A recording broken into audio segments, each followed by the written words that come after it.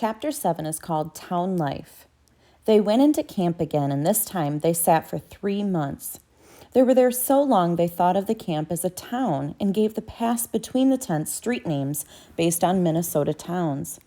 Soon signs were stuck on poles: Winona Avenue, Taylor Falls Street. It went from summer into fall, and they cut trees and made log shanties and drilled in the rain and then snow, but spent most of their time in the log huts plugging leaks, keeping out cold wind, and trying to get their clothes dry. They were rarely successful. Disease spread through the camp like fire as the weather worsened, and with the disease came the rumors. It was said that McClellan was afraid to fight.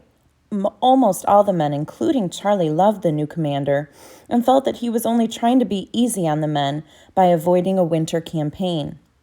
But the rumors said that Lincoln, most of the men also loved the president and called him Old Rail Splinter, was very dissatisfied with McClellan's lack of bite and wanted some attack made on the rebels somewhere at some time soon. This did not translate into action, and the men sat another month, getting sicker and sicker, both physically and in their spirits. Rumor said that a whole regiment from New York had deserted and gone home. It turned out not to be true. 4 men had deserted from a New York regiment and had been caught and tried and shot by firing squad, but it showed the lack of morale. Another rumor said that a young general named Grant out west in Tennessee had fetched the rebels such a hit that he'd whipped their western army, and that Grant was a drunk, and that Lincoln had said, "Find out what kind of whiskey he's drinking and send a case to all the generals." This proved to be the truth, but none of it really mattered to Charlie. Like most of the men, he worked at taking care of himself. It kept him busy. The camp was worse than a pigsty. Men from the country, most of the Minnesota volunteers, knew a country living. They dug holes for latrines, which is bathrooms, worked at getting good shelter. They kept their areas cleaner than others. Men from cities, New Yorkers, were the worst. They had concepts of living with the land and no idea how to take care of themselves. They left sewage in the open, didn't drain the slops from their shelters, and consequently were virtually destroyed by disease.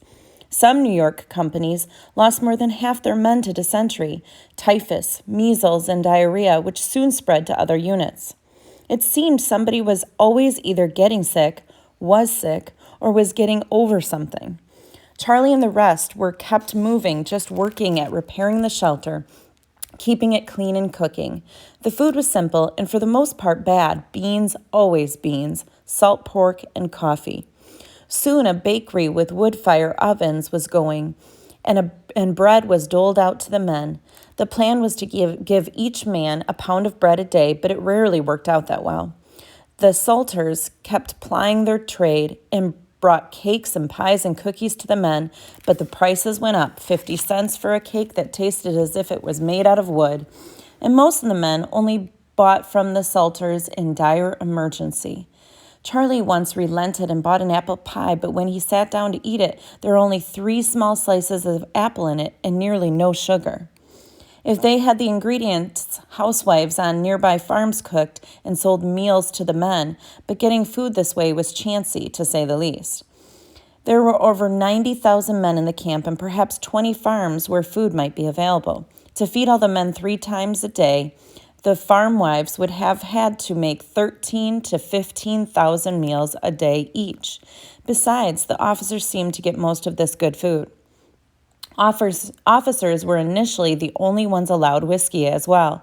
Charlie didn't drink, but like everybody else, thought it was unfair in the extreme that only officers were considered able to handle it. There was a small mutiny among some of the units, and soon whiskey was made available to all troops, although the enlisted men were to be issued it by the Salters, a shot a day to ward off the ague, chill, and fever of winter camp, and were supposed to drink it right where it was issued. There was very little that was fair about the whole situation, at least from Charlie's viewpoint, and it quickly became obvious to him that it was every man for himself. He became adept at camp survival. He pulled his own weight, took his turn gathering food and wood and cleaning and cooking, but he made a private world for himself where he kept his thoughts and knowledge. He worked constantly on his equipment, shining the leather, changing his cartridges as they became damp or seemed even a bit moist, and most of all, tending to his feet and his rifle. "Charlie, you're going to wear that rifle out," a man named Campbell told him one night while they were sitting on the trench stove. They had learned how to dig a trench a foot wide and a foot deep along the floor of their shelter, then out under a wall and into the open. The trench was covered with flat rocks and a barrel placed over the opening outside to make a passable chimney. When the men built a fire, the trench inside the log hut, the rocks would become hot and heat the whole shelter. Charlie looked up at Campbell, then back at his rifle. He had forgotten none of what had happened. He knew it would come again. It had to come again because they were here. You did not have an army without a battle. It was what the generals wanted, what they needed, a battle to use their armies. On both sides, it was all up to the generals, the officers. If it was left up to the men who did the killing and dying, there would be no war. Death would still come. "I'll be needing this rifle," he spoke down, as if talking to the weapon. He did not like to look at people as much as he once did. He did not like to learn about them. It was better if he didn't know them, become too friendly with them. They died too fast. "Pshaw, we'll be in this camp all winter. They ain't gonna go to fight when it's cold." Charlie said nothing, but he remembered a night on guard duty. Down along the river, he was put on picket duty, making sure there would be a warning if the Rebs on the other side of the river decided to attack. That night he was hunkered down behind an oak to get out of the wind. It was so cold he was reminded of Minnesota, and he heard a voice come from across the river, low and in a soft drawl. "Hey, Union, can you hear me?" Charlie didn't answer. "Bluebelly, are you deaf?" Oh well, Charlie thought, why not talk to them? "What do you want?" "Just to talk, maybe do a little trading." "Trading bullets?" Charlie thought, "That's all you want." "Nah, it's too cold to fight. I've got me some good cut tobacco over here. You got any coffee? We're down to burned oats for coffee of a morning." As it happened, Charlie had an extra half-pound of coffee beans he'd been issued that afternoon. For months they hadn't had coffee at all and had been using burned oats themselves for a hot morning drink. But when rations came, as usual, the army would get it wrong and issued triple rations. Now there was a glut of coffee. Charlie didn't use tobacco, but he knew men who did, and Southern tobacco was much better than the foreign tobacco available to the Union Army now that the South had seceded. He could trade the tobacco for bread, pies, and leather to fix his shoes. "How we going to trade?" Charlie called back. "I got me a plank. I'll throw a line over to your side on a rock, and you pull the plank across with the tobacco, and I'll pull it back with the coffee. Don't you shoot me when I stand up." "I won't." There was a half moon, and Charlie peeked around the oak and watched as a slight figure stood up across the river. He was dressed poorly, his feet wrapped in what looked like sacks, and his coat tattered and worn. Even the moonlight, he could see that the boy's face was dirty. He thought, I probably look the same. But the Reb looked even younger than Charlie.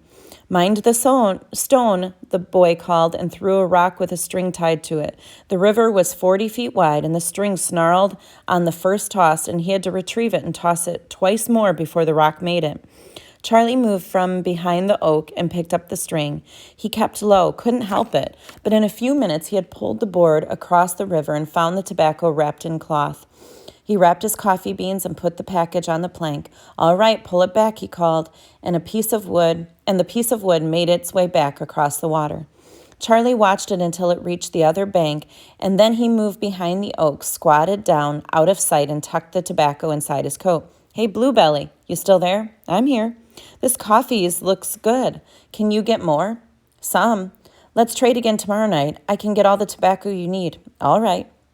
There was another silence. Then, "Where are you from, Union?" "Minnesota." "Where's that?" How could he not know where Minnesota was? "Up north of Iowa." "Oh, I'm from Alabama. You a farmer?" "I worked on farms." "Me too. What do you grow?" "Potatoes, corn, squash, wheat, and oats and barley." Same as us, except we have greens and tobacco and some rice in the bottoms. This is right stupid, ain't it?" "What?"